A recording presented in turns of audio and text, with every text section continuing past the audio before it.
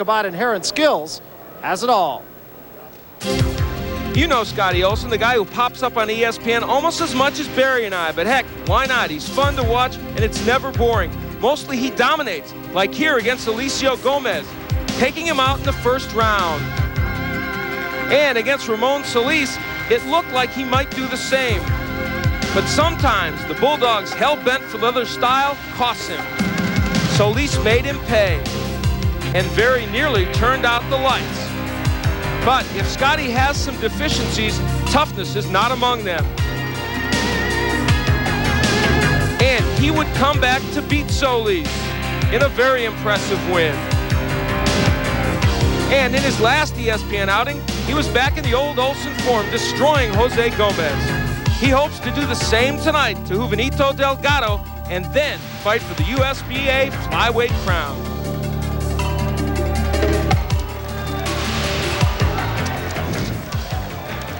And so there is a look at Juventino Delgado, 12-7-6. I think probably the number that really jumps out there is the fact that here's a guy who's had 6 draws in his career. Amazing, and it tells you also that he's involved in a lot of fights that go the distance and that he could easily win. And a look at Scotty Olson. Call him the Bulldog, and you know, some guys don't necessarily live up to their nickname, but here's a guy who I really believe does. He does, because he is tireless in his pursuit, and he said it. He said, I have one of the best chins in boxing. It's going to take a lot to get me out. All right, let's then get to these two, Scotty Olson, Juventino Delgado, and here's Michael Buffer.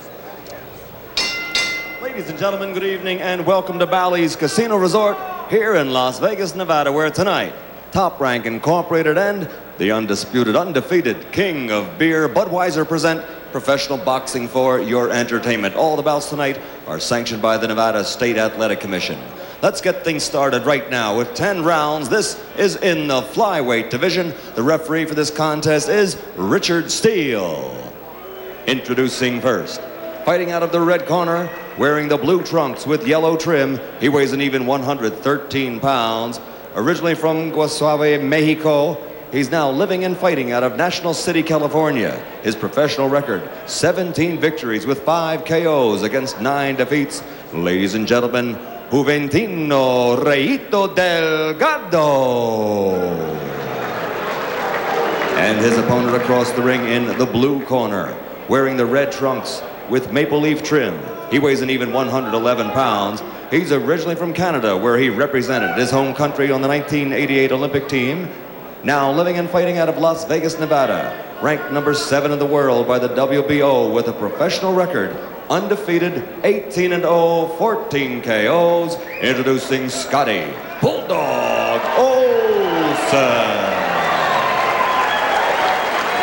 Talk about the rules here in the state of Nevada. Well, there is a 3 knockdown rule in effect, and no standing 8 count here. Only referee can stop the fight. 10-point must scoring system. Winner gets 10, loser 9 or less. The referee does not figure in the scoring, and he can be saved by the bell only in the last round. And Richard Steele, the referee, as you take a look at Juventino Delgado.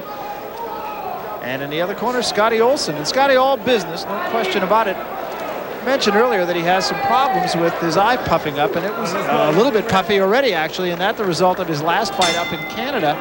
And he said it's still a little bit sore. Yeah, and he mentioned this also. He's only sparred about 22 rounds for this bout, though he had very good sparring with Tony Pep for the last fight he had in Canada. But as you take a look at the knockout ratio, and of course, Scotty Olson with the big edge there, he is a bomber. A little bit of a conflict as to the record of Juventino Delgado. One of the forms that we got this morning said 12-7-6 for 4 knockouts, and he was announced as 17-9. So it is true that so often boxers that come here from Mexico, it's very difficult really to, when they fought a lot in Mexico, to find the bouts that they have been in.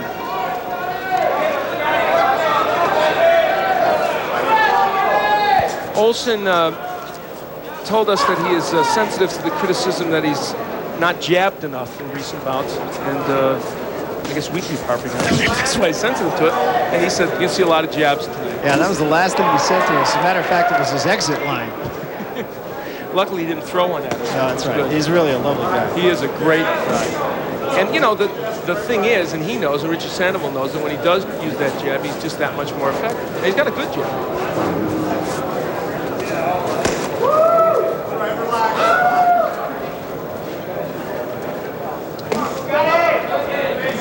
talked to Delgado, and Delgado said, I'm a boxer, really. And that's what I intend to do here. Right now, Olson's getting off quicker with the jab than Delgado.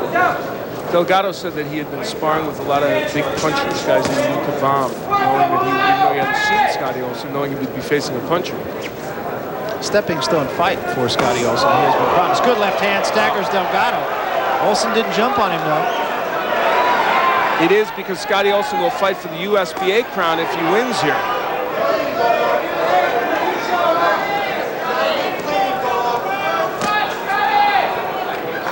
Interesting thing about that left hook, it landed more in the chest area than even the head of Delgado and still seemed to hurt him.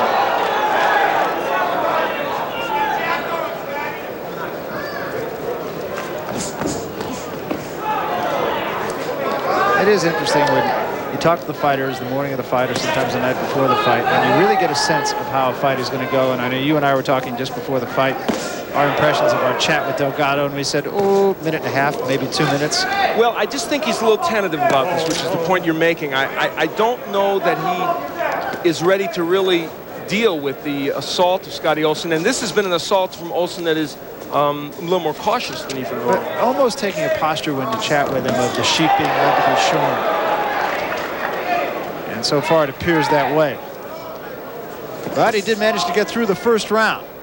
We'll be back. This was that left hook by Scotty Olson. It landed on the chest, really, of Delgado and still pushed him back and hurt him. And the conversation in Scotty Olson's corner between Bruce Strauss and Richie Sandoval was getting with one good, clean punch. And Bruce the Mouse Strauss said, what do you think he's open for? And Scotty said, left hook or right hand. There's the left hook. There it is. He is he's hurting Delgado with everything he hits him with. This is not a young man who's ready to deal with this kind of power. In the first round, look at the jabs. Olson throwing 18, only 18, but landing 13. And when he can work off the jab effectively, that makes him that much a better fighter. And you know, that number spoke to the fact that it's not like he has to throw 60 jabs or 40 jabs or 30 jabs. The ones he throws should count, though, and he should use them to move inside, which he did. Let me give you, though, again, a significant sidebar to this fight, and that is there's a lot of reddening around the left eye of Scotty Olson. He hasn't been hit very much. He's bleeding from the nose, and it's just something that it appears Scotty's going to have to deal with. Delgado hurt badly by a right hand, but yes, you're right, Barry, because that eye is a problem almost every fight out. When he faces really, really good competition, he's going to get hit in it more, and it's going to be a problem. Yeah, and this is a guy that does not have a lot of power and is not really offering much.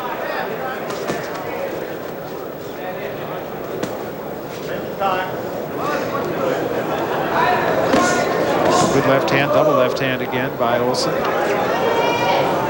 In truth, Delgado is not as efficient and as good as some of the recent opponents that Scotty has fought. It's obvious.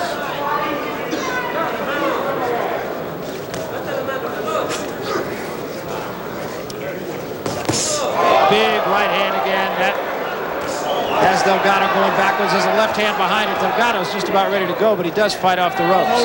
Those were two good left hooks by Delgado. Those are the best punches he's thrown in the bout that came in anger and self-defense. Delgado's still hurting. He's hurting right now. And he spits the mouthpiece. He's done. He's all done. Doctor. I don't know what happened now. I don't know if it was a body shot that might have cracked a rib or something, but Delgado just backed right out of there. Whatever it is, this fight should be over unless it was a low blow. It's over.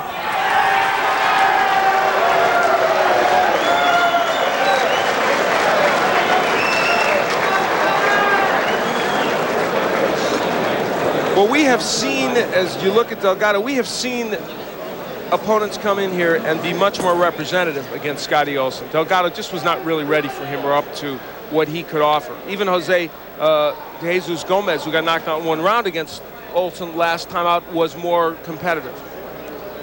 And certainly Dio Andujar and Solis, who Olson beat in 10 rounds but was hurt in both instances, they were very tough opponents. Yeah, not a lot to learn, I don't think, for Scotty Olson in this fight. It's a W, and that's about what you can say about it. And it gets him to the next step. See if we can see exactly what happened now. Here is where Olson hits him with a good right hand on the side of the head.